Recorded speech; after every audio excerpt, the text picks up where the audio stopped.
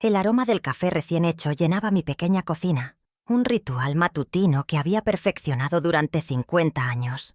Era mi forma de empezar el día, de traer calor a una casa que se había vuelto demasiado silenciosa. Desde el comedor oía las voces de mi hijo, Alejandro, y su esposa, Lucia, quienes habían llegado temprano para, según ellos, adelantar detalles de la boda de Mateo.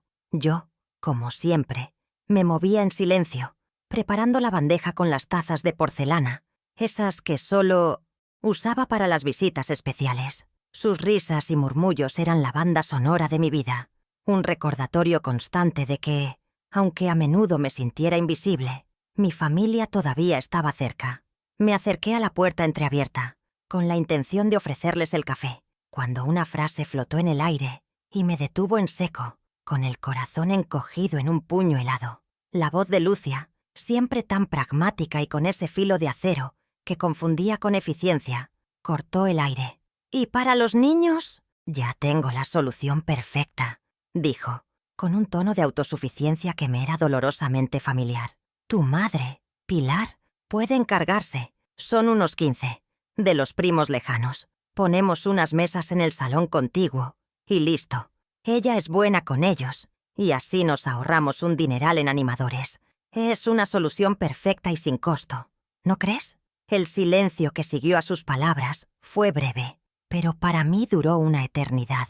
Cada palabra fue como una pequeña piedra lanzada contra un cristal, ya agrietado, resonando en el vacío de mi pecho, sin costo. Esa era yo, una solución conveniente, sin valor monetario, sin valor alguno. Esperé, conteniendo la respiración, a que mi hijo, mi Alejandro, dijera algo, que me defendiera, que al menos dudara. Pero su respuesta llegó rápida, despreocupada, como si estuvieran decidiendo el color de las servilletas. Claro, mamá lo hará encantada. Además, así se siente útil. Esa frase, «se siente útil», fue peor que la humillación inicial.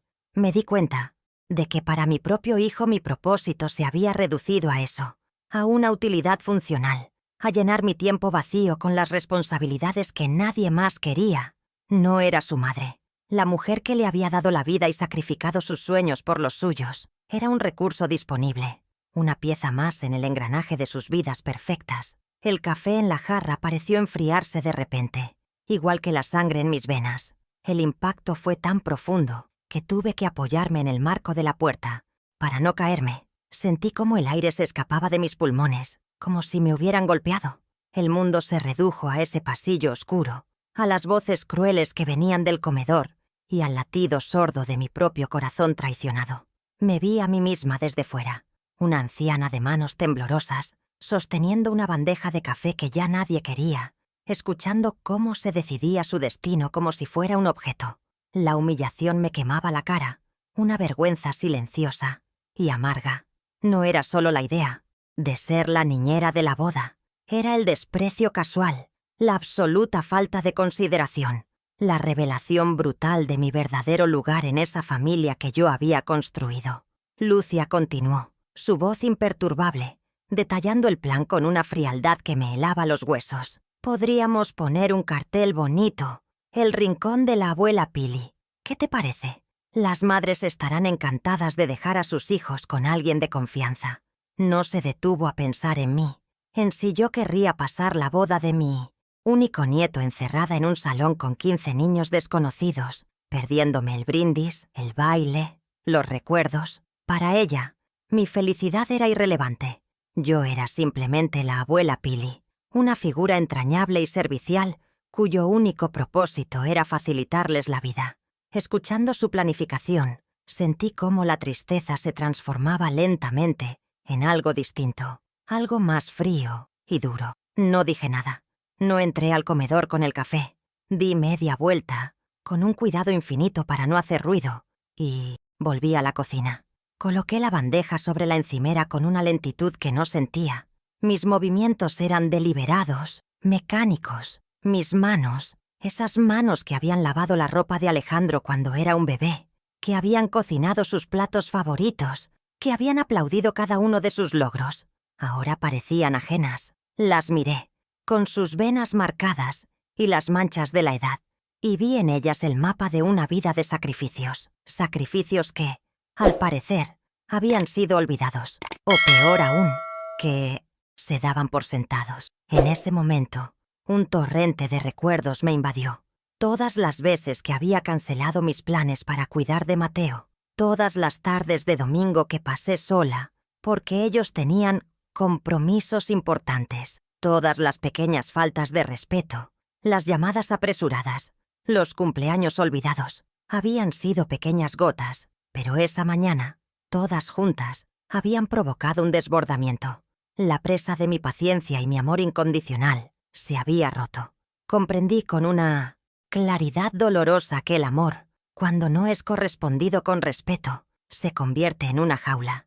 Y yo había vivido en esa jaula durante demasiado tiempo, creyendo que sus barrotes eran los brazos de mi familia.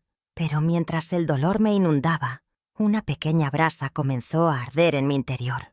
Ellos creían conocerme. Creían que yo era Pilar, la viuda sumisa, la madre abnegada, la abuela siempre disponible. Habían construido una imagen de mí que les resultaba cómoda y útil, pero no conocían toda la historia. No sabían de la fortaleza que se esconde tras décadas de silencio, ni del secreto que había guardado celosamente durante más de 20 años, un pequeño tesoro nacido de mis propias manos y de mi previsión. Ellos pensaban que yo era una solución sin costo, pero estaban a punto de descubrir que mi dignidad, mi paz y mi futuro tenían un precio, y, por primera vez en mi vida, estaba dispuesta a pagarlo yo misma. Mi nombre es Pilar Vargas, y tengo 68 años. 68. Inviernos que han dejado su mapa en mis manos y en la piel alrededor de mis ojos. Vivo sola en esta casa, la misma que mi Antonio y yo compramos con los ahorros de toda una vida, la misma donde resonaron las primeras risas de mi hijo Alejandro y, años más tarde, los pasos torpes de mi nieto Mateo. Ahora, sus paredes solo devuelven el eco de mis propios pasos y el tic-tac del viejo reloj de péndulo del salón, un sonido que antes me daba paz y que ahora solo parece contar los segundos de mi soledad. Hace 5 años que Antonio se fue, y con él se llevó la música de esta casa. Desde entonces, me dedico a cuidar de sus fantasmas y de los muebles que guardan nuestras memorias. Un trabajo a tiempo completo que no tiene sueldo ni vacaciones. Sobrevivo con la pequeña pensión que me quedó de mi esposo y una ayuda que Alejandro me da cada mes. Una cantidad que, según él, es para mis caprichos, pero que apenas cubre las facturas de la luz y el agua. Lo acepto con una sonrisa y un «gracias, mi hijo», porque sé que para él ese gesto es suficiente para calmar su conciencia y mantener las apariencias de un hijo devoto. No me quejo. Nunca lo he hecho. Aprendí desde muy joven que la queja es un lujo que los pobres no podemos permitirnos. Así que administro cada céntimo con la habilidad de un ministro de finanzas, estirando el dinero hasta que parece un milagro, asegurándome de que nunca me falte un plato de comida en la mesa, ni café para las visitas inesperadas. Mi rutina es tan predecible como el amanecer. Me levanto con el primer rayo de sol, limpio la casa de arriba abajo, aunque nadie la ensucie, y hablo con las plantas de mi pequeño jardín trasero. Ellas son mis confidentes, las únicas que escuchan mis penas sin juzgarme. Pulir la plata, ordenar los libros, fregar el suelo hasta que brilla. Cada tarea es un ancla que me mantiene a flote en este océano de tiempo vacío. Es una forma de mantener el control, de sentir que todavía gobierno un pequeño rincón del mundo, aunque sea este castillo de recuerdos silenciosos. La gente dice que soy meticulosa, pero la verdad es que el orden exterior me ayuda a combatir el caos que a veces siento por dentro. Las tardes son el momento más difícil, cuando el silencio grita más fuerte. Mi única compañía es el televisor. Soy una devota seguidora de las telenovelas de las 4. Me sumerjo en sus historias de amores imposibles, traiciones y justicias poéticas. Lloro con las protagonistas, me enfado con los villanos y celebro sus victorias como si fueran mías. Es mi escape, una ventana a un mundo donde las mujeres buenas y sufridoras siempre reciben su recompensa al final. Durante 1 hora, dejo de ser Pilar, la viuda invisible, y me convierto en una heroína que lucha por su felicidad. Luego, cuando aparecen los créditos finales, el silencio vuelve y me recuerda que mi vida no es un guión escrito para tener un final feliz. Siempre he sido una mujer de naturaleza paciente y generosa. O al menos eso es lo que la gente dice de mí. La vecina de al lado, Carmen, siempre me dice que tengo el alma de una santa. Pero no es santidad, es una costumbre. Me acostumbré a ceder, a poner las necesidades de los demás por encima de las mías. Primero, las de mis padres, luego, las de Antonio, y finalmente, las de Alejandro y su familia. He pasado casi 7 décadas perfeccionando el arte de hacerme pequeña para que otros pudieran brillar, creyendo que en esa entrega residía mi valor como mujer, como esposa, como madre. Pensaba que mi generosidad era mi mayor virtud, sin darme cuenta de que, en exceso, se había convertido en mi mayor debilidad, mi mayor vulnerabilidad. La raíz de todos mis silencios es un miedo profundo al conflicto. La sola idea de una discusión, de una voz alzada, me paraliza. Prefiero tragarme el orgullo, el dolor y la injusticia antes que perturbar la paz, aunque sea una paz falsa. Este miedo me ha convertido en una experta en el arte de la sonrisa forzada y el no pasa nada. ¿Cuántas veces Lucia hizo un comentario hiriente que disfracé de broma? ¿Cuántas veces mi hijo me decepcionó con su indiferencia y yo fingí no darme cuenta? Hacía todo esto para mantener la armonía, para no perder las migajas de afecto que me lanzaban, sin comprender que la paz sin respeto no es paz, es opresión. Y detrás de todo ello se esconde mi anhelo más profundo, el deseo de sentirme necesaria, amada. Es una sed que nunca he conseguido saciar. Creía que si daba todo de mí, si estaba siempre disponible, si nunca causaba un problema, me ganarían un lugar insustituible en sus corazones. Me equivoqué. Mi disponibilidad incondicional no generó amor, sino costumbre. Se acostumbraron a que yo estuviera ahí, a que resolviera sus problemas, a que cuidara de sus hijos, a que pusiera sus vidas en orden. Me convertí en una pieza tan fundamental de su rutina que dejaron de verme. Ya no era una persona con deseos y sentimientos, sino una función, un servicio doméstico con lazos de sangre. Pero debajo de esta fachada de mujer sumisa y temerosa, hay una fuerza que ni yo misma recordaba poseer. Es la resiliencia de la hierba que crece entre las grietas del cemento, la fortaleza de quien ha conocido la escasez y la lucha. Crié a mi hijo en tiempos difíciles, cuando un solo sueldo apenas alcanzaba para vivir.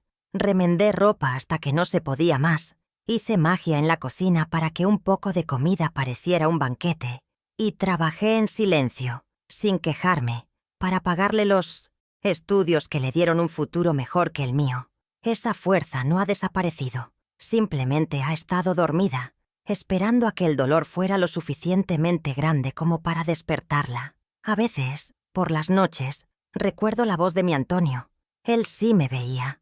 A menudo me tomaba las manos después de un largo día de trabajo y me decía: «Pilar, mi amor, tienes la fuerza de un roble. Te doblas con el viento, pero nunca te rompes». Había olvidado cómo se sentía ser vista de esa manera, como alguien fuerte y capaz. Durante años la imagen que mi hijo y mi nuera me devolvían me había hecho creer que yo era frágil, dependiente, una viejecita a la que había que tolerar. Pero las palabras de Antonio resuenan ahora en mi memoria, recordándome quién soy en realidad.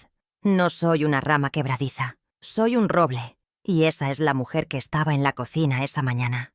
La mujer que teme al conflicto, pero que ha sobrevivido a innumerables tormentas. La mujer que anhela amor, pero que está empezando a comprender que el amor más importante es el que se tiene por una misma.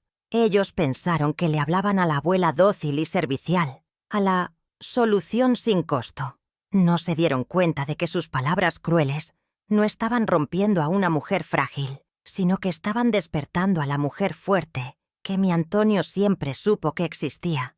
Estaban regando las raíces del roble con la gasolina de la humillación, sin saber que estaban a punto de provocar un incendio. ¿Y tú?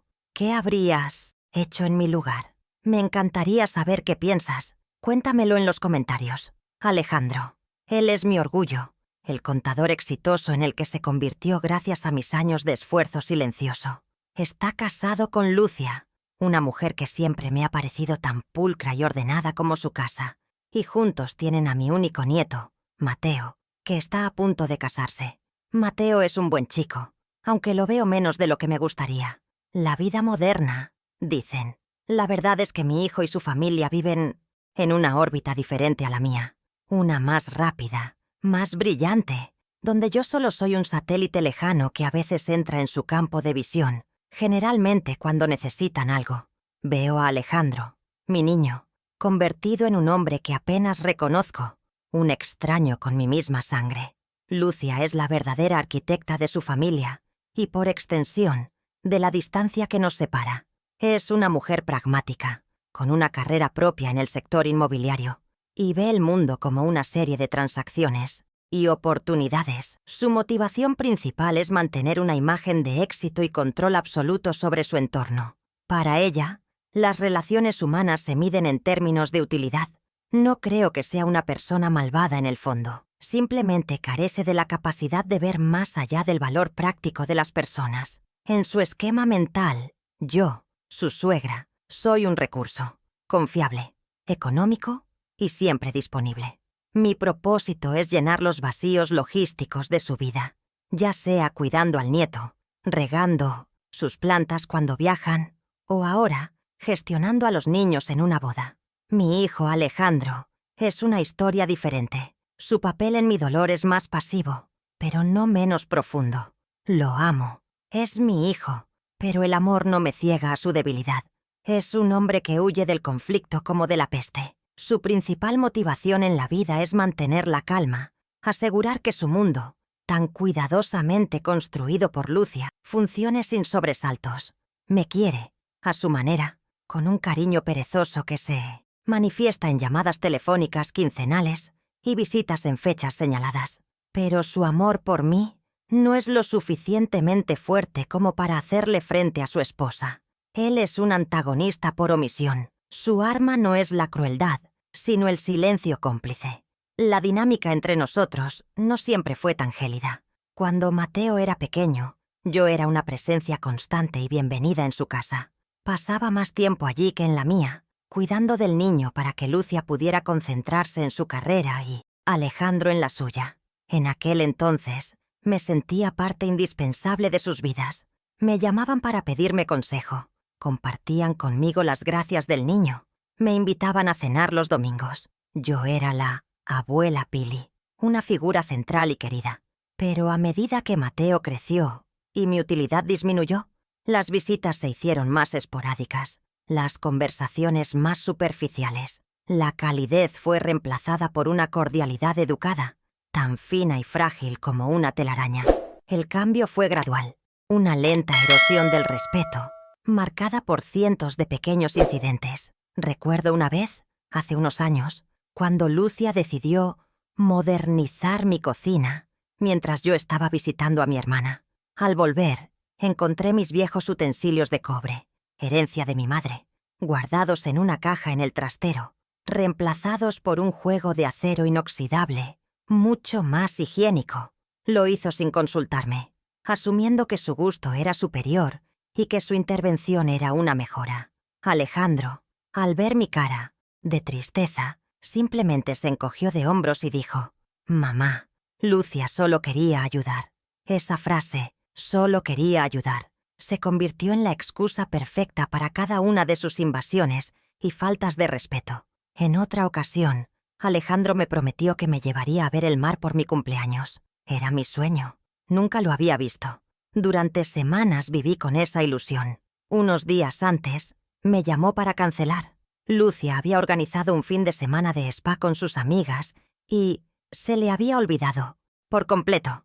Ni siquiera se disculpó sinceramente. «Ya iremos en otro momento, mamá. No te preocupes». Ese otro momento nunca llegó. Aprendí a no esperar nada, a no ilusionarme. Cada promesa rota, cada gesto desconsiderado, fue un ladrillo más en el muro que se levantaba entre nosotros. Un muro construido con la arrogancia de Lucia y la cobardía de mi hijo. Por eso, mi relación actual con ellos es una obra de teatro. Representamos nuestros papeles a la perfección. Yo soy la madre comprensiva, que nunca pide nada. Ellos son el hijo y la nuera, ocupados que hacen lo que pueden.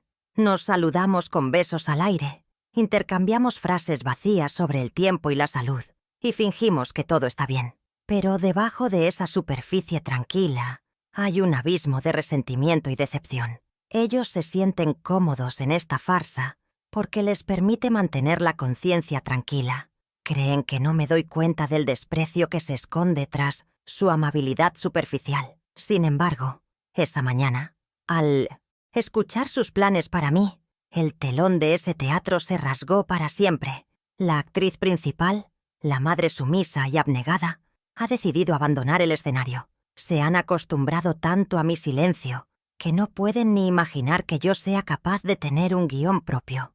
Creen que soy un personaje secundario en la historia de sus vidas, pero están a punto de descubrir que soy la protagonista de la mía, y mi próximo acto no será de sumisión, sino de liberación. La cordialidad ha muerto, y en su lugar está naciendo una calma peligrosa que ni Lucia, con toda su estrategia, ni Alejandro, con toda su pasividad, verán venir. Cuando era joven, mucho antes de ser la madre de Alejandro o la esposa de Antonio, soñaba con ser maestra. Me imaginaba en un aula llena de niños, enseñándoles a leer, abriéndoles las puertas del mundo a través de los libros. Era un sueño sencillo, humilde, pero era mío. Luego llegó el amor, el matrimonio, y poco después, mi hijo. Guardé mi sueño en el fondo de un cajón, junto con mis cuadernos de estudiante, y me entregué por completo a mi nuevo papel. No lo lamenté. Criar a Alejandro se convirtió en mi nueva vocación, un proyecto de amor al que dediqué cada fibra de mi ser. Creía, con la inocencia de la juventud, que el sacrificio era la forma más pura del amor, sin saber que incluso el amor más grande necesita ser alimentado con reciprocidad para no morir de hambre. Los primeros años de nuestra vida familiar estuvieron marcados por la escasez. El sueldo de Antonio en la fábrica apenas alcanzaba para el alquiler y la comida.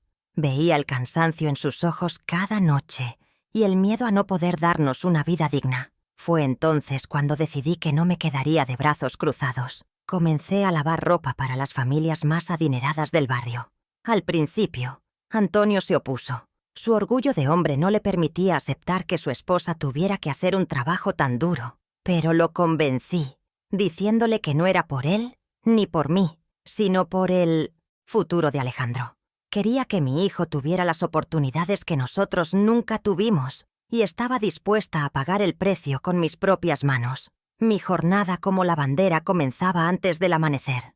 Recogía los enormes fardos de ropa sucia y pasaba el día entero de pie, con las manos sumergidas en agua y jabón, luchando contra las manchas rebeldes. El olor a lejía se impregnaba en mi piel y en mi pelo. Por la noche mis espaldas ardían y mis manos estaban tan agrietadas y enrojecidas que a veces me dolía hasta cerrar los puños. Pero cada vez que sentía que no podía más, pensaba en Alejandro, en sus libros de texto nuevos, en la posibilidad de que fuera a la universidad. Ese pensamiento era mi único bálsamo. Nadie veía mi agotamiento, solo la ropa limpia y planchada que entregaba puntualmente cada semana. Además de lavar, por las noches me sentaba frente a mi vieja máquina de coser. El zumbido constante del motor era la nana con la que Alejandro se dormía. Hacía arreglos para los vecinos, confeccionaba vestidos para las fiestas del barrio, remendaba uniformes escolares. Cada peseta que ganaba con mis costuras iba a parar a una pequeña caja de metal. Era el dinero para los imprevistos, para los gastos extra de la escuela, para asegurar que mi hijo nunca se sintiera menos que los demás. Mis ojos se cansaban bajo la luz amarillenta de la bombilla, y a menudo me pinchaba los dedos con las agujas, pero seguía cosiendo, hilvanando un futuro mejor para él con cada puntada. Y mi esfuerzo dio sus frutos. Con el dinero de la ropa que lavé y los vestidos que cosí, pagué sus clases particulares de matemáticas cuando le costaba la asignatura. Pude comprarle la enciclopedia que tanto deseaba y que para nosotros era un lujo inalcanzable. Cada diploma que colgaba en la pared, cada nota excelente, era una medalla que yo sentía como propia. Él Era el ingeniero. Yo era la obrera que había construido los cimientos de su éxito. Cuando ingresó en la universidad para estudiar contabilidad, sentí que todo mi sacrificio había valido la pena. Mi sueño de ser maestra se había transformado. No enseñé en un aula, pero le di a mi hijo la mejor educación que mi trabajo pudo comprar. Pero los sacrificios no fueron solo económicos, fueron también los pequeños lujos que nunca me permití, las renuncias silenciosas que nadie notó. Fueron los años que pasé sin comprarme un vestido nuevo para que él pudiera estrenar zapatos, las tardes de domingo que no descansé para ayudarle a preparar un examen, las noches en vela a su lado cuando estaba enfermo. Invertí en él todo mi capital emocional, mis esperanzas, mis sueños. Le entregué mi juventud y mi energía sin pedir nada a cambio, creyendo que el éxito de un hijo es la mayor recompensa para una madre. Vacié mi propia copa para llenar la suya hasta el borde, sin guardar ni una sola gota para mí. Cuando Alejandro se casó con Lucia, pensé que mi trabajo como madre había terminado y que por fin podría descansar. ¡Qué equivocada estaba! Mis sacrificios simplemente cambiaron de forma. Dejé de ser la proveedora financiera para convertirme en la proveedora de servicios. Cuando nació Mateo, me convertí en su niñera a tiempo completo. Lucia quería volver a trabajar para no perder su lugar en el mercado. Y yo, por supuesto, me ofrecí a cuidar del bebé. Pasé los primeros 5 años de vida de mi nieto corriendo detrás de él, cambiando pañales, preparando papillas. Lo hice por amor a mi nieto, pero también por amor a mi hijo, para facilitarles la vida, para que pudieran construir su futuro sin obstáculos. No fui una simple cuidadora, fui su segunda madre. Le enseñé a dar sus primeros pasos, escuché sus primeras palabras, le canté canciones de cuna hasta que se quedaba dormido en mis brazos. Cuando tenía fiebre, era yo quien pasaba la noche en vela con paños húmedos en su frente, para que sus padres pudieran dormir y rendir en sus importantes trabajos al día siguiente. Les regalé mi tiempo, mi paciencia y los últimos restos de mi energía. Les permití disfrutar de la paternidad sin las partes más agotadoras y difíciles. Les di un regalo invaluable, un regalo que ellos simplemente asumieron que era mi deber, mi obligación como abuela. Ahora, al mirar atrás, el contraste entre lo que di y lo que recibo es un abismo que me deja sin aliento. Di mis manos, mi espalda, mis sueños, mis noches, mis ahorros, mi vida entera. ¿Y qué recibo a cambio? Una llamada ocasional, una visita por compromiso y la humillante propuesta de ser la sirvienta en la boda de ese mismo nieto que crié. La balanza está tan desequilibrada que es casi una burla. Todo el amor que invertí parece haberse evaporado, dejando solo un residuo de obligación por su parte y un profundo sentimiento de desvalorización por la mía. Me ven como una cuenta bancaria de afecto y servicios de la que siempre se puede retirar, pero en la que nunca se deposita nada. Y es aquí, en este punto de mi vida, donde la claridad llega como un rayo doloroso, pero necesario. No me arrepiento del amor que me impulsó, porque ese amor fue genuino y puro. De lo que me arrepiento es de haberlo entregado tan ciegamente, sin exigir el respeto que lo acompañara. Comprendo ahora que mi entrega incondicional no cultivó gratitud, sino un sentido de derecho. Se acostumbraron a mi sí constante y olvidaron cómo valorar mis esfuerzos. El libro de cuentas de mi vida muestra una deuda impagable. No de dinero, sino de reconocimiento y dignidad. Y he decidido que ha llegado el momento de cerrar ese libro y empezar a escribir uno nuevo. Uno donde yo sea la única autora de mi propio valor. Mi secreto nació hace más de 30 años, en el silencio de una noche, con el zumbido de la máquina de coser como única confidente. No nació de la desconfianza hacia mi Antonio, a quien amaba con toda mi alma, sino de un instinto de supervivencia que toda mujer de mi generación llevaba grabado en la piel. Había visto a demasiadas vecinas y amigas quedarse viudas o ser abandonadas, desprotegidas y sin un céntimo a su nombre.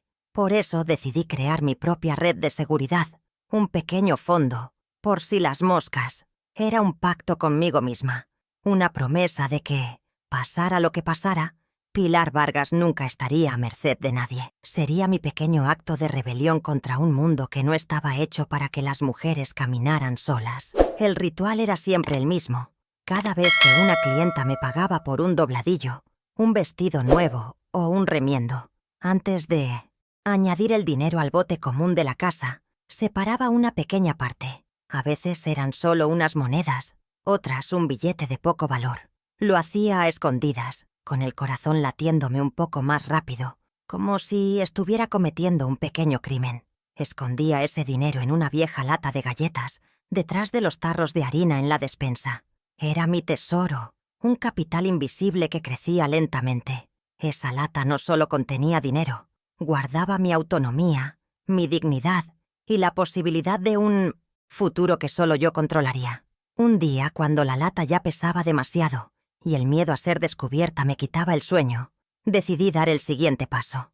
Con la excusa de ir al mercado, me puse mi mejor vestido y caminé hasta el banco del centro, el que estaba más lejos de nuestro barrio. Recuerdo el temblor de mis manos al hablar con el empleado, el miedo a que me hicieran preguntas que no supiera responder. Abrí una cuenta de ahorros solo a mi nombre, Pilar Vargas. Fue la primera vez que firmé un documento oficial sin el apellido de mi marido al lado. En ese momento sentí un vértigo de poder y libertad que nunca antes había experimentado. Salí del banco sintiéndome más alta, más fuerte. Acababa de construir la primera piedra de mi fortaleza.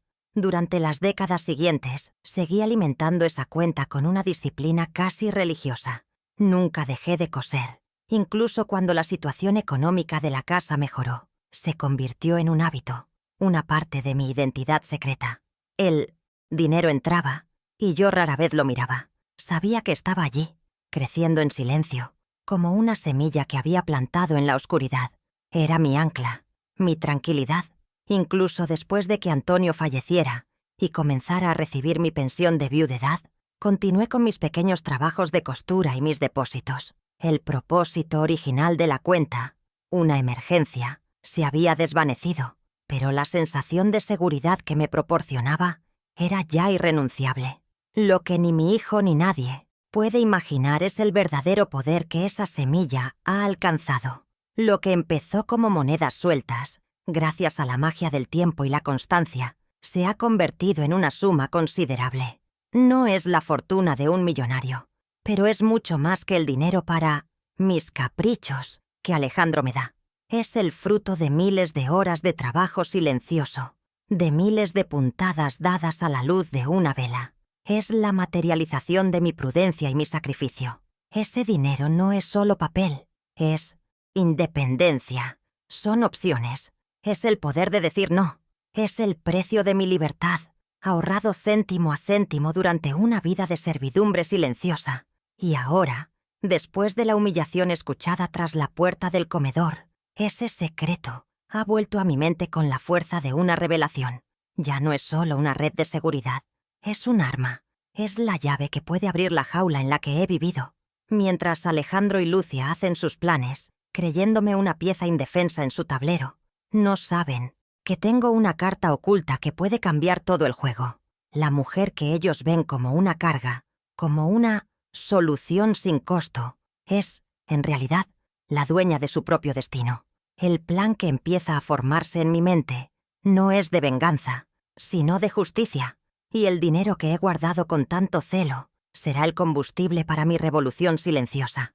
Los días que siguieron a mi descubrimiento se convirtieron en una lenta tortura, una sucesión de pequeños golpes que iban astillando mi paciencia. La primera llamada fue de Lucia, 2 días después. No llamó para preguntar, sino para instruir. Su voz, tan eficiente y desprovista de emoción, me detalló mi rol en la boda.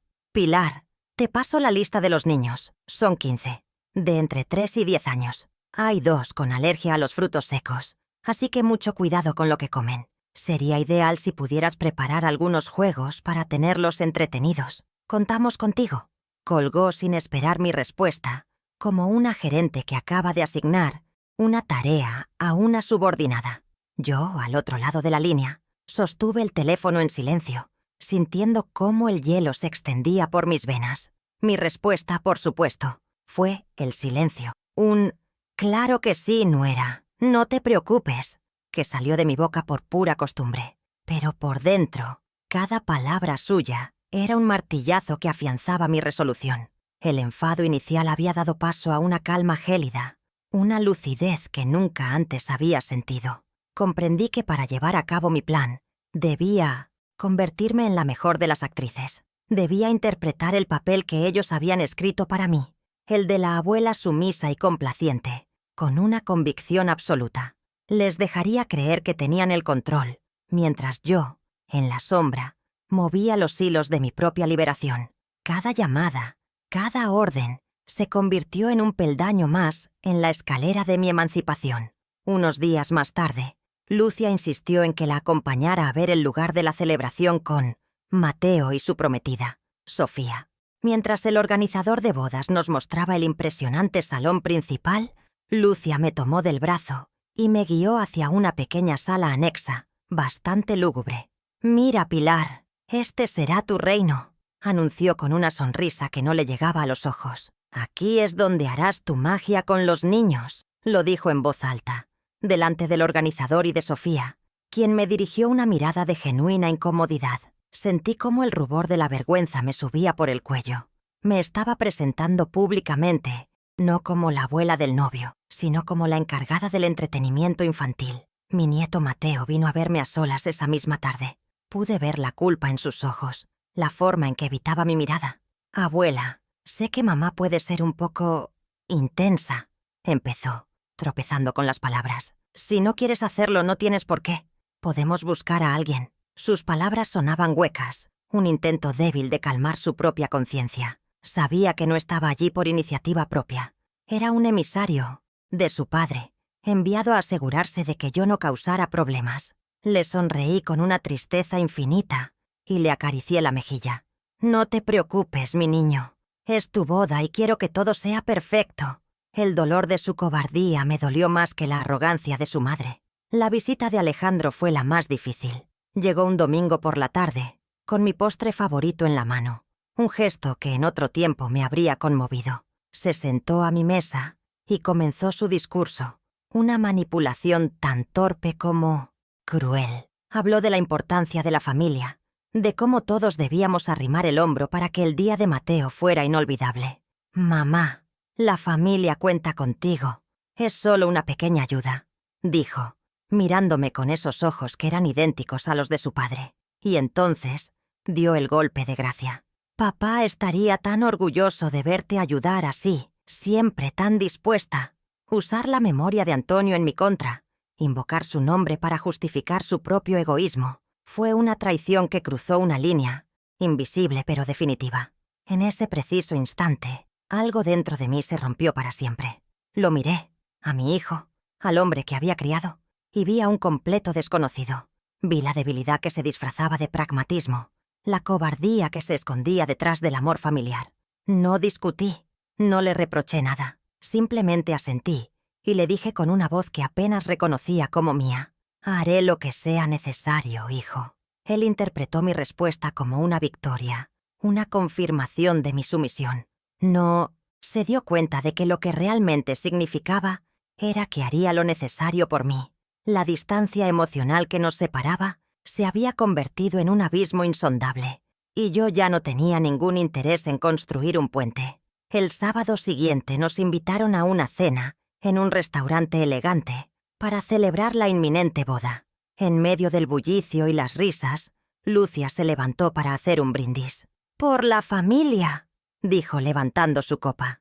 «Y quiero dar un agradecimiento muy especial a mi suegra, Pilar, quien valientemente ha aceptado la tarea más difícil de todas: domar a nuestro pequeño ejército de diablillos».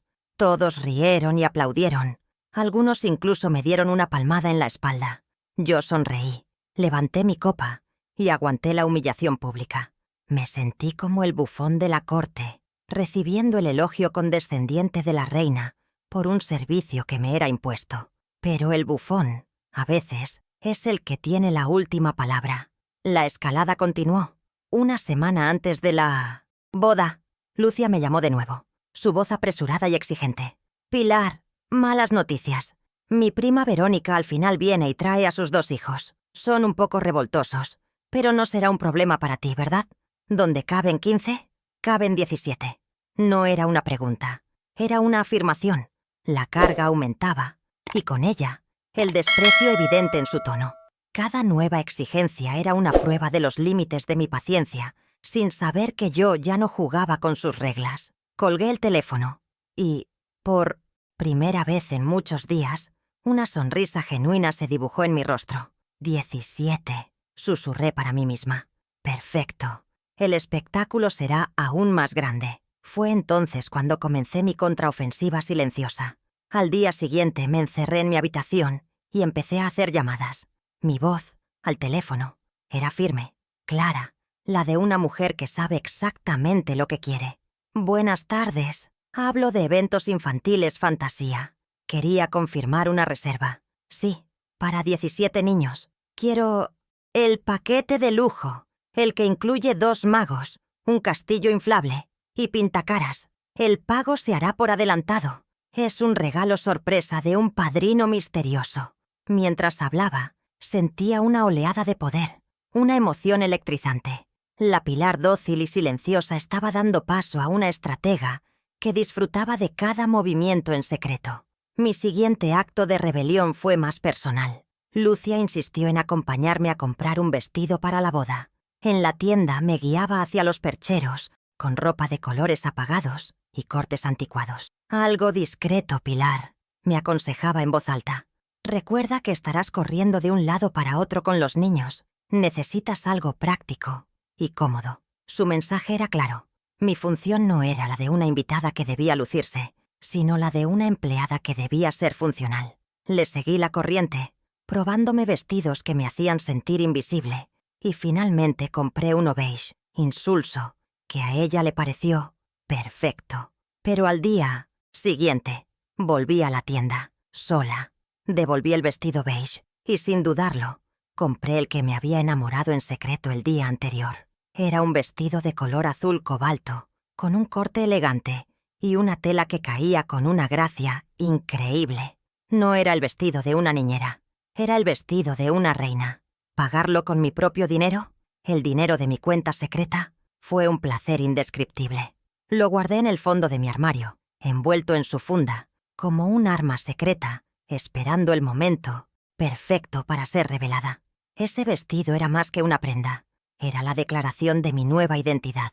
La víspera del almuerzo familiar, el golpe final de Lucia llegó en forma de mensaje de texto. Era un horario detallado, minuto a minuto, de mis responsabilidades durante la boda. 19 Ciera, recepción y etiquetado de niños. 20 Ciera, supervisión de la cena infantil. Insistir en las verduras. 21:30, sesión de juegos tranquilos. 23 Irara, acomodar a los más pequeños en las colchonetas. Era el manual de instrucciones para una empleada. Una falta de respeto tan flagrante que, en lugar de herirme, me provocó una risa seca. Habían subestimado tanto mi inteligencia como mi capacidad de sentirme humillada.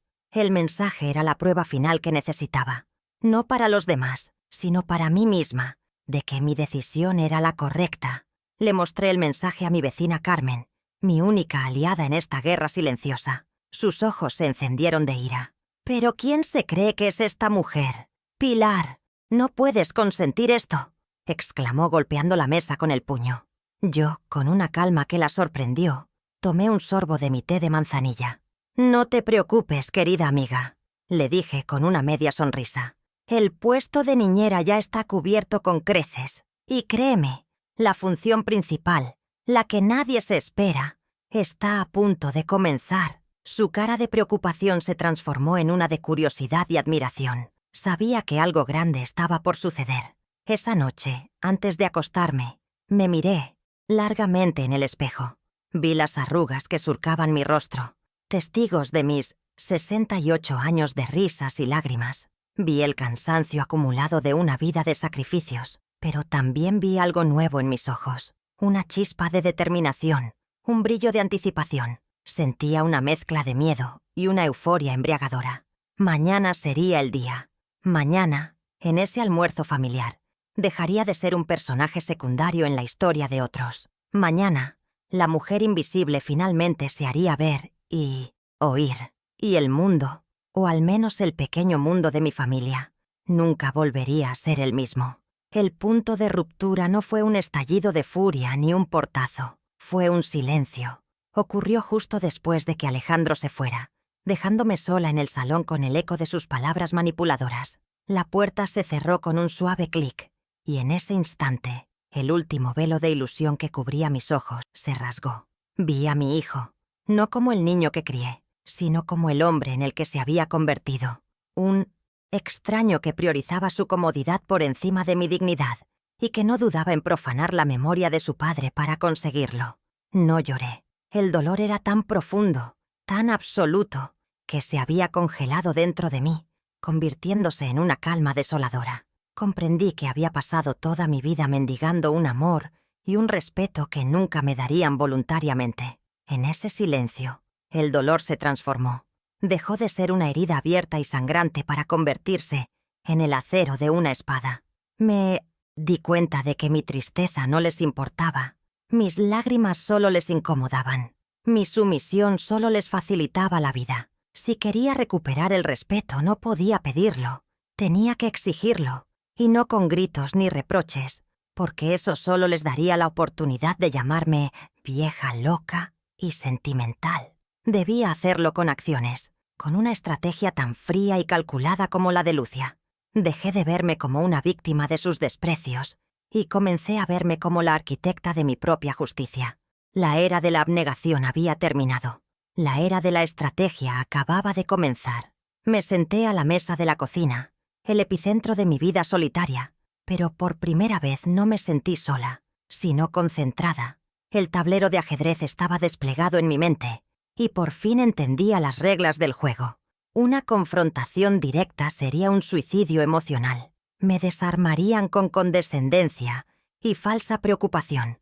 Mi movimiento tenía que ser inesperado, elegante y, sobre todo, público. Tenía que despojarlos de su poder no atacándolos, sino demostrando el mío. Un poder que ellos ni siquiera sabían que yo poseía. Mi plan no sería una venganza caliente y explosiva, sino una justicia silenciosa, servida en el plato frío de la independencia. Tomé una hoja de papel del cajón y un bolígrafo. El simple acto de escribir, de trazar un plan, fue increíblemente liberador. Mis manos ya no temblaban. En la parte superior de la hoja escribí 3 palabras, los 3 pilares de mi nueva vida: banco, agencia de eventos e inmobiliaria. Cada palabra era un paso, una declaración de intenciones. El banco representaba mi poder oculto. La agencia de eventos era el escenario de mi revelación. Y la inmobiliaria, esa era la puerta de salida. La promesa de un futuro donde Pilar Vargas no sería definida por su utilidad para los demás, sino por sus propios deseos y decisiones. Miré la lista y sentí que volvía a respirar por primera vez en años. A la mañana siguiente, ejecuté el primer paso. Me vestí con mi mejor traje, el que usaba para las bodas y los bautizos, y fui al banco.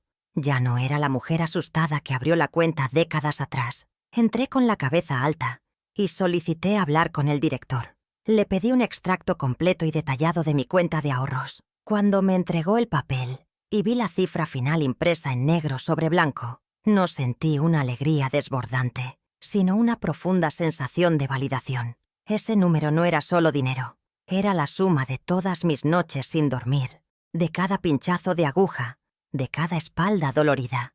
Era la prueba tangible de que mi vida, mi trabajo silencioso, tenía un valor real y cuantificable. El segundo paso fue la llamada a la agencia de eventos. Con el extracto bancario en mi bolso, sentada en un banco del parque para que nadie me oyera, marqué el número. Contratar el paquete de lujo para los 17 niños fue un acto de poder puro. Mientras la amable señorita del otro lado de la línea me detallaba los servicios del mago, los castillos inflables y los menús especiales, yo sentía que estaba reescribiendo el guión de la boda. Estaba tomando el principal instrumento de mi humillación, el cuidado de los niños, y convirtiéndolo en el escenario de mi triunfo.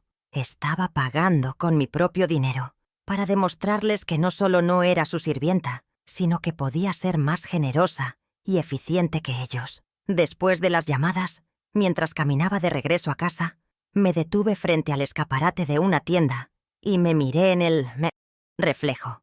La mujer que me devolvía la mirada era diferente. Aún estaban las arrugas y el pelo blanco, pero su postura era más erguida, su mentón ligeramente más elevado. Había una nueva luz en sus ojos, una mezcla de determinación y una serenidad casi peligrosa. El miedo a la confrontación, mi compañero de toda la vida, seguía allí, un zumbido sordo en el fondo. Pero ahora estaba siendo opacado por una nueva emoción, más fuerte y poderosa, el amor propio.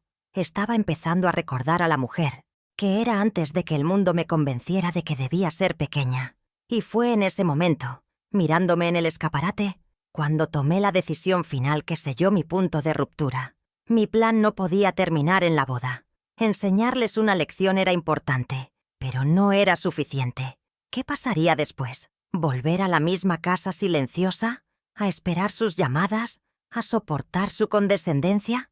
No, la verdadera victoria no era avergonzarlos, sino liberarme de ellos. La inmobiliaria no era solo una idea, se convirtió en el objetivo final. Usaría mi dinero no solo para un día de gloria, sino para comprar mi libertad. Vendería la casa, los muebles, los recuerdos y me marcharía. Empezaría de nuevo, en un lugar donde nadie me conociera como la madre de o la abuela de, sino simplemente como Pilar.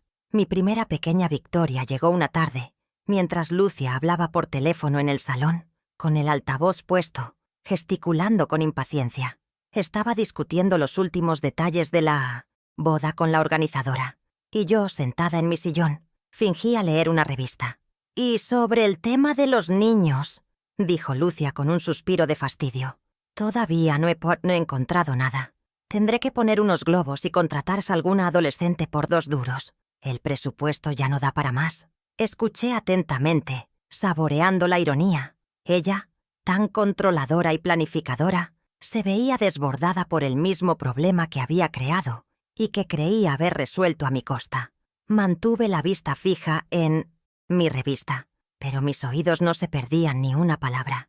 Hubo una pausa al otro lado de la línea, y luego la voz de la organizadora sonó, llena de confusión. «Señora Lucia, creo que hay un error. El entretenimiento infantil está completamente cubierto. De hecho, es uno de los servicios más completos que hemos gestionado. Fue contratado y pagado en su totalidad la semana pasada». Lucia frunció el ceño. «¿Pagado? ¿Por quién?». La organizadora continuó. «Sí, un paquete de lujo. Incluye 2 magos, un castillo inflable, monitores disfrazados, todo. Lo reservó un padrino misterioso, según la tarjeta que dejó. Un regalo para los novios». El rostro de Lucia era un poema. La incredulidad dio paso a la molestia. Alguien había tomado una decisión importante sobre su evento perfecto sin su permiso. Tuve que morderme el labio para no sonreír. Detrás de las páginas de mi revista, mi corazón latía con la fuerza de un tambor de guerra. Era una sensación embriagadora, ver su rostro desencajado, su control absoluto desmoronándose por un detalle que no podía explicar. Fue mi primer golpe, certero y silencioso. No había levantado la voz, no la había confrontado, pero había logrado desconcertarla, arrebatarle una pequeña porción de su poder. En ese momento, sentí que la balanza comenzaba a inclinarse, muy lentamente, a mi favor. La mujer invisible había realizado su primer truco de magia, y la función no había hecho más que empezar. Esa noche, Lucia le contó a Alejandro lo del padrino misterioso. Desde mi habitación, los escuché especular. «¿Será alguno de tus jefes queriendo quedar bien?», preguntó Lucia. «O quizás un cliente importante tuyo», respondió Alejandro.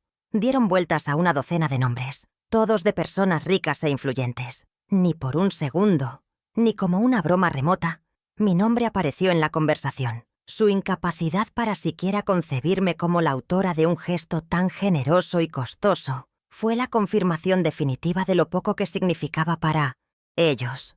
No era desprecio, era algo peor. Era una anulación total de mi persona, de mi capacidad, de mi existencia más allá de los límites que ellos me habían impuesto. Si estás disfrutando de cómo esta historia está tomando forma, suscríbete y acompáñame para ver el desenlace. Me dará mucha fuerza saber que estás ahí. Mi segunda victoria fue mucho más visible y contundente. Unos días después, mi vecina Carmen irrumpió en mi cocina con los ojos como platos y una sonrisa de oreja a oreja. «Pilar, acabo de verlo. Hay un cartel de «Se vende» en tu jardín. ¿De verdad lo has hecho?» Su voz era una mezcla de asombro y admiración. Le serví una taza de café, disfrutando de su emoción, que era también la mía. «Sí, Carmen, lo he hecho», le confirmé con una calma que ni yo misma sabía que poseía. «La decisión está tomada, y no hay vuelta atrás». Ver su cara de orgullo me dio aún más fuerzas, recordándome que no estaba sola en mi revolución. Le conté mi plan completo, los detalles que había estado guardando con tanto celo. No solo estaba vendiendo la casa, sino que ya había encontrado mi nuevo hogar. Con una parte del dinero de mi cuenta secreta, había dado la entrada para un pequeño apartamento en una comunidad para personas mayores. ¿Sabes dónde, Carmen? En la costa, frente al mar, le dije.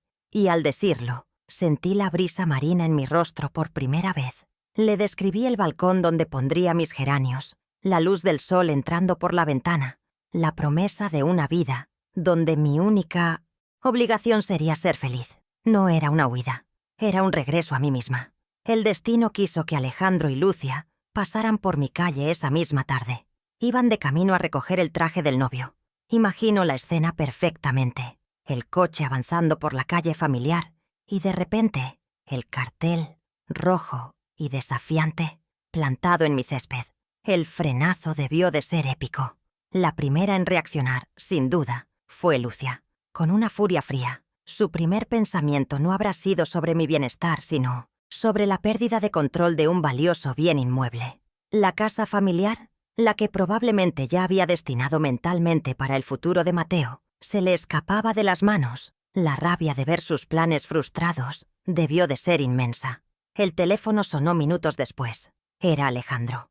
«Mamá, ¿qué es ese cartel en el jardín? ¿Estás vendiendo la casa?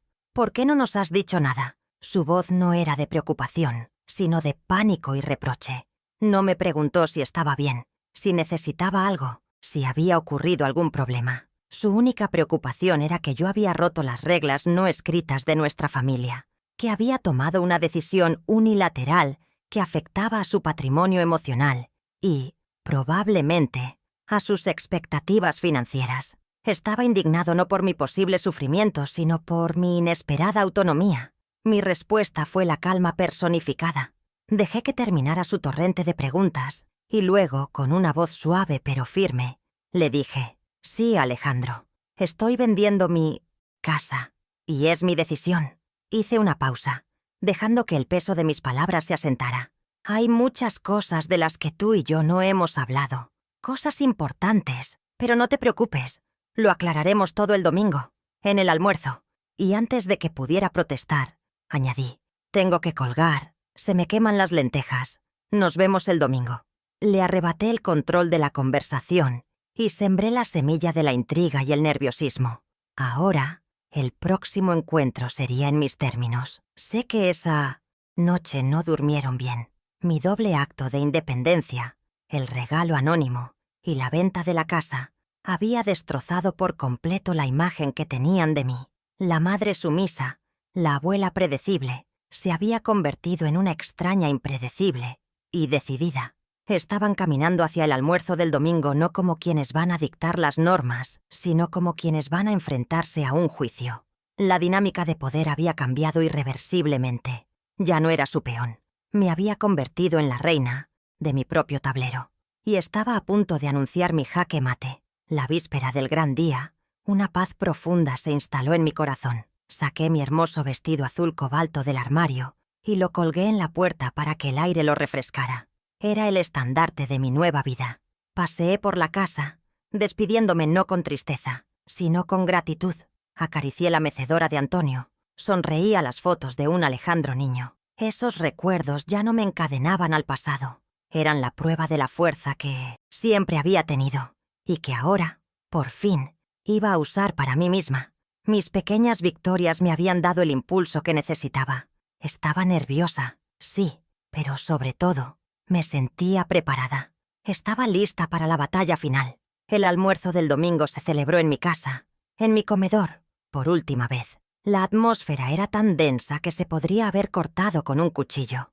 Yo había cocinado los platos favoritos de todos, un último gesto de una tradición que estaba a punto de morir. Lucia y Alejandro llegaron con sonrisas tensas y miradas inquisitivas, buscando respuestas en cada rincón de la casa, en cada gesto mío. Yo, en cambio, me sentía extrañamente serena, como la calma que precede a la tormenta. Serví la comida, llené las copas y participé en la conversación superficial sobre el tiempo y los preparativos de la boda, sabiendo que bajo esa fina capa de normalidad bullía un volcán de resentimientos y verdades no dichas, a punto de entrar en erupción. Incapaz de soportar más la incertidumbre, Lucia decidió tomar las riendas de la situación de la única manera que sabía, reafirmando su autoridad.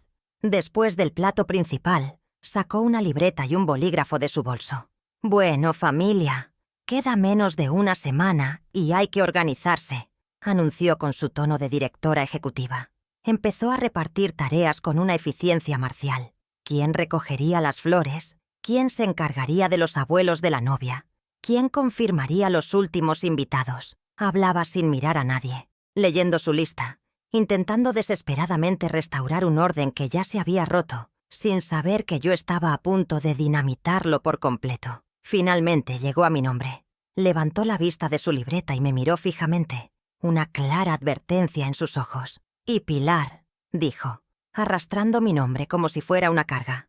«Como ya hemos hablado, y está todo decidido, tú te encargarás del salón infantil desde que empiece la fiesta. Las madres confían en ti, y te lo agradecerán enormemente». Un silencio sepulcral cayó sobre la mesa. Mateo y Sofía bajaron la mirada, incómodos. Alejandro me miró con una mezcla de súplica y advertencia. Era el momento de la verdad, el desafío directo que todos, de alguna manera, estaban esperando. El aire se llenó de electricidad estática. Con una lentitud deliberada, coloqué mis cubiertos a cada lado del plato.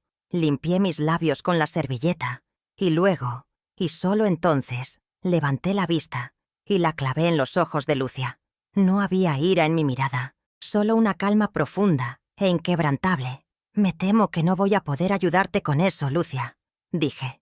Mi voz sonó suave, casi melódica, pero cada palabra resonó en el comedor como un disparo. La expresión de Lucia pasó de la arrogancia a la incredulidad en una fracción de segundo. Alejandro abrió la boca para decir algo, pero no le salió ningún sonido. Había hecho mi primer movimiento. Jaque. Antes de que Lucia pudiera recuperar el aliento para lanzar su contraataque, continué con la misma serenidad. «No podré ayudarte porque ese asunto, de hecho, ya está completamente solucionado». Hice una pausa para máximo efecto. «Me he tomado la libertad de contratar un servicio profesional como mi regalo de bodas para Mateo y Sofía». Me giré hacia mi nieto y su prometida, quienes me miraban con los ojos muy abiertos. Un equipo de animadores, magos, un castillo inflable y un menú especial para los 17 niños. Está todo pagado. Solo tienen que disfrutar de su día. La revelación cayó sobre la mesa como una bomba de confeti y humillación para mi nuera. El impacto fue inmediato. Lucia se quedó sin palabras, su rostro una máscara de furia contenida. Había sido superada. Su plan de ahorro miserable había sido eclipsado por un gesto de generosidad espectacular que, además, la dejaba en evidencia como una persona tacaña y explotadora. Alejandro balbuceaba, sin entender de dónde podía haber salido tal regalo. Pero la reacción más importante fue la de Mateo y Sofía. Sus rostros se iluminaron con una gratitud y un respeto que no había visto en años. «Abuela, no tenías por qué», empezó Mateo, visiblemente emocionado. «Claro que tenía», le interrumpí suavemente. «Es el día de tu boda». Pero la partida aún no había terminado. Mientras Lucia y Alejandro seguían procesando mi primer movimiento, preparé el segundo, el definitivo. «Y hay otra razón por la que mis próximos días estarán bastante ocupados», anuncié al aire. Todos los ojos volvieron a centrarse en mí. La confusión, ahora mezclada con un creciente nerviosismo.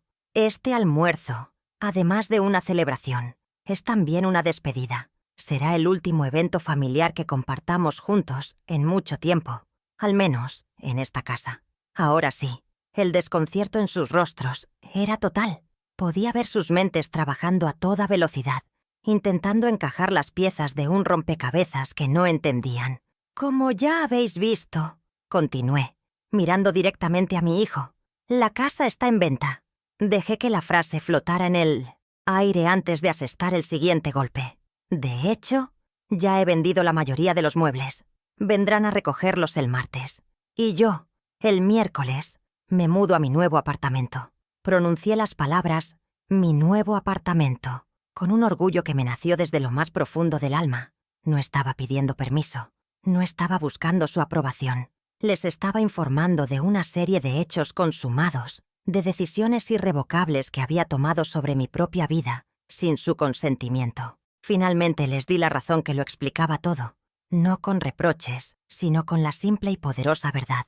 He cumplido 68 años. He sido hija, esposa, madre y abuela. He pasado cada día de mi vida viviendo para los demás, cumpliendo con las expectativas de otros. Hice una pausa, mirándolos a todos, uno por uno. Y he decidido que ya es suficiente, que ahora me toca a mí. Me mudo para empezar, por fin, a vivir mi propia vida. Esa última frase, mi propia vida, fue una declaración de independencia, un manifiesto personal que actuó como un veredicto silencioso sobre la vida que ellos me habían reservado. El silencio que siguió fue absoluto, un vacío ensordecedor lleno de conmoción y revelación. Lucia estaba pálida, su rostro una mezcla de humillación y rabia impotente. Alejandro me miraba con los ojos vidriosos, como un niño perdido que acaba de darse cuenta de que ha roto su juguete más valioso. Por primera vez, creo que comprendió la magnitud de su abandono. Mateo y Sofía permanecían en silencio, testigos de un drama familiar, cuyas raíces eran mucho más profundas de lo que imaginaban. Yo permanecí quieta, en la cabecera de la mesa, como la matriarca que siempre debía haber sido, tranquila, digna y, por primera vez en mi vida, absolutamente libre. El jaque mate había sido declarado. Cuando terminé de hablar, el silencio en el comedor fue tan absoluto que se podía oír el zumbido de una mosca. Lucia y Alejandro se quedaron petrificados. Sus rostros eran un lienzo de emociones contradictorias. Shock, ira, humillación. No intentaron discutir. No buscaron excusas. ¿Qué podían decir? Mis palabras, dichas con calma y sin una pizca de rencor, habían sido un espejo que les devolvía la imagen de su propia mezquindad. Se levantaron de la mesa sin probar el postre, sin despedirse de Mateo y Sofía. Su salida no fue la de dos personas indignadas, sino la de dos monarcas destronados que huyen de su propio castillo en ruinas. Su pérdida fue inmediata y devastadora. Perdieron a su sirvienta, la herencia que daban por sentada, y lo más importante de todo, perdieron el control sobre mí. Para Lucia, las consecuencias fueron una herida directa a su ego y a su imagen pública. La mujer que orquestaba cada detalle de su vida con precisión milimétrica había sido humillada en su propio juego y delante de su futura nuera. En la boda de Mateo, tuvo que sonreír y agradecer los elogios por el increíble rincón infantil, sabiendo que cada comentario era una prueba de su propia tacañería. Perdió mucho más que una niñera gratuita. Perdió su aura de mujer perfecta y generosa. La historia del padrino misterioso se convirtió en una pequeña leyenda familiar, un recordatorio perpetuo de que, por una vez, alguien había sido más lista y más magnánima que ella. La pérdida de Alejandro fue, si cabe, más profunda y dolorosa. Para él, no fue una cuestión de ego, sino de alma. Mi partida y las razones detrás de ella lo forzaron a enfrentarse al hombre en el que se había convertido. Un hijo ingrato, un cómplice pasivo del desprecio hacia su propia madre. La culpa se convirtió en su sombra. Perdió el servicio incondicional que siempre había dado por sentado, pero sobre todo, perdió el pedestal en el que me tenía idealizada. Se dio cuenta de que había cambiado el respeto a la mujer que le dio la vida por la comodidad de un matrimonio sin conflictos, y ahora se enfrentaba a un futuro en el que tendría que reconstruir ladrillo a ladrillo, un puente que él mismo había dejado que se derrumbara. Mi nueva vida comenzó el miércoles siguiente. Ver a los hombres de la mudanza llevarse los muebles que habían sido testigos de mi vida entera fue extrañamente liberador. Cada objeto que salía por la puerta era un peso que me quitaba de encima. Cuando cerré la puerta de esa casa por última vez, no sentí tristeza, sino una inmensa ligereza.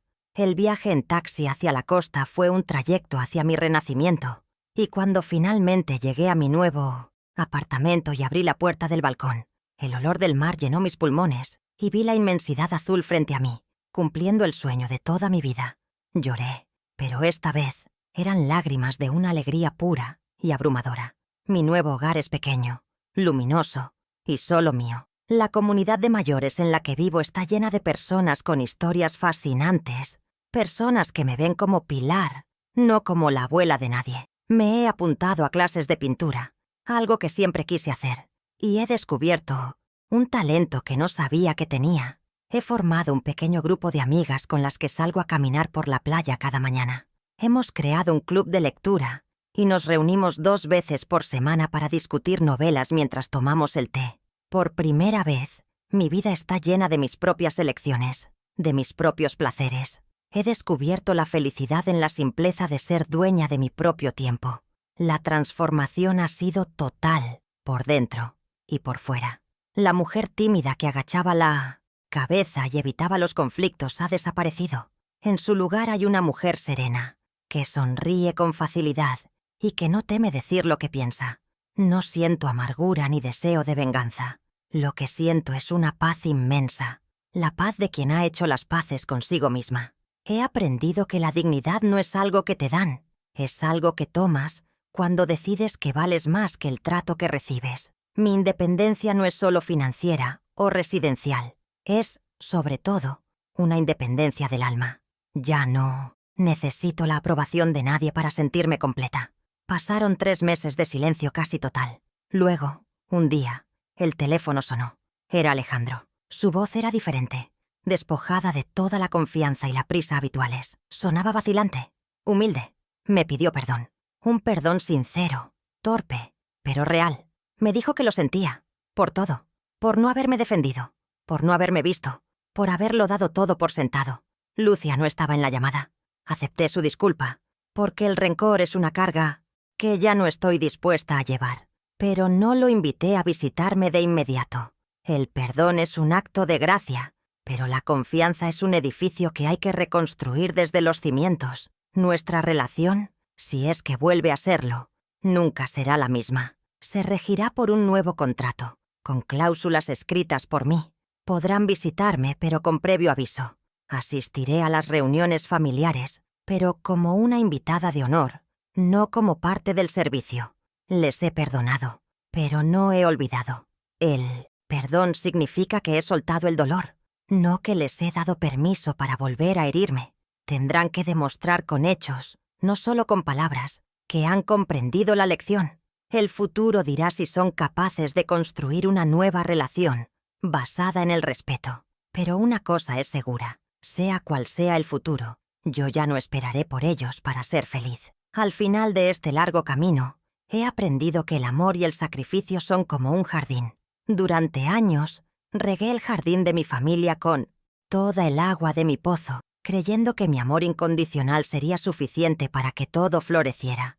Pero un jardín que solo recibe y nunca da, se convierte en un desierto que agota al jardinero. El amor verdadero no exige que te anules a ti misma. Al contrario, te pide que seas tu versión más completa para poder compartirla. El sacrificio solo es noble cuando es apreciado. Cuando se da por sentado, no es un regalo, es una sentencia. Y yo, finalmente, me he indultado a mí misma de esa condena perpetua. La lección más importante que la vida me ha enseñado es sobre la dignidad.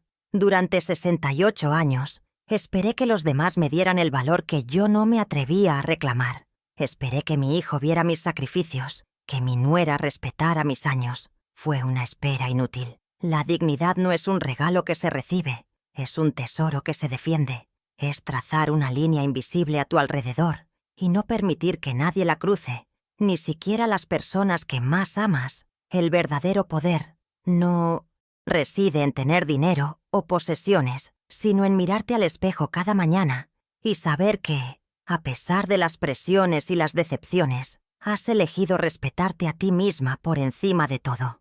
Esta historia es también una lección sobre la gratitud. El amor de una madre, de una abuela, nunca debe ser considerado una obligación. Es un regalo, el más precioso de todos, y como tal, debe ser tratado con cuidado, con aprecio, con respeto. Cuando la gratitud se sustituye por la costumbre y el cariño por el sentido del derecho, los lazos familiares se pudren desde dentro. Mi familia creyó que yo era un recurso inagotable, una cuenta bancaria de afecto y tiempo de la que siempre podrían retirar fondos sin hacer jamás un depósito.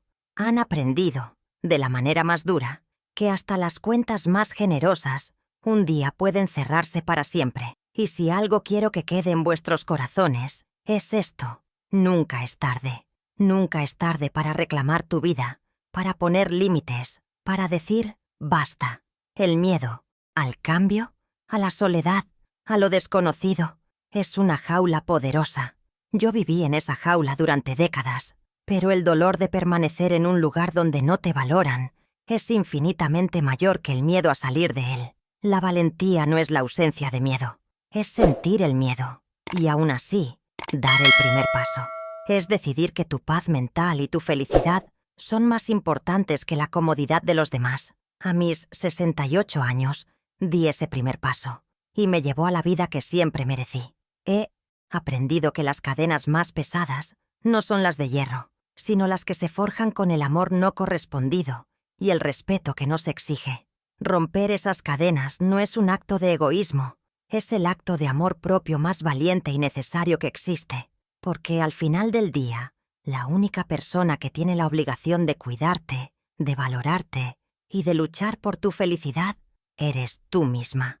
Y esa es una responsabilidad que no podemos delegar en nadie. Mi revolución fue silenciosa, pero sus efectos resonarán por el resto de mi vida, recordándome cada día que la libertad es el sabor más dulce que se puede probar. Gracias por haberme acompañado en este viaje, por haber escuchado mi historia hasta el final. Si algo de lo que he contado ha resonado en tu corazón, si ha despertado algo en ti, te pido que lo compartas. Quizás mis palabras puedan darle la fuerza a otra mujer, en algún lugar, para empezar a escribir el próximo capítulo de su propia vida.